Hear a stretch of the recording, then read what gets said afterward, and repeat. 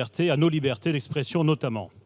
S'il est compréhensible de pourchasser des comportements individuels, souvent du fait de charlatans qui sont graves, à l'instar de ceux qui incitent à l'abandon de traitements dont les victimes sont l'objet et qui sont en grande difficulté physique et psychologique, notre code pénal, la loi pénale, permet d'appréhender ceux qui sont souvent des escrocs.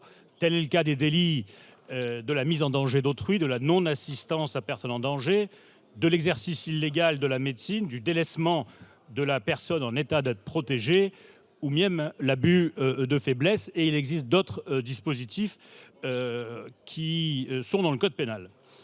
Cet article est de nature surtout à porter une atteinte directe à la liberté d'expression, au droit de ne pas être d'accord, à la possibilité d'avoir un avis scientifique différent ou divergent, ou de lancer une alerte, de dénoncer un scandale. Et l'histoire regorge d'exemples où la vérité médicale et scientifique du jour ne fut pas celle du lendemain. Cet article pourrait consacrer l'existence de doxa officiels pénalement protégés. Or, la science a parfois pu progresser grâce à ceux qui n'étaient pas d'accord, mais qui exerçaient leur liberté d'expression.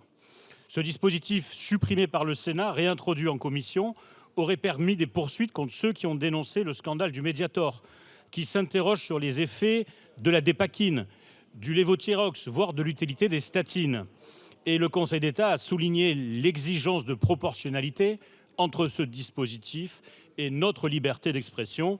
Celle-ci doit naturellement être parfaitement conciliable avec le texte, ce qui n'est pas le cas par cet article 4, auquel nous sommes totalement opposés. Je vous remercie. Merci.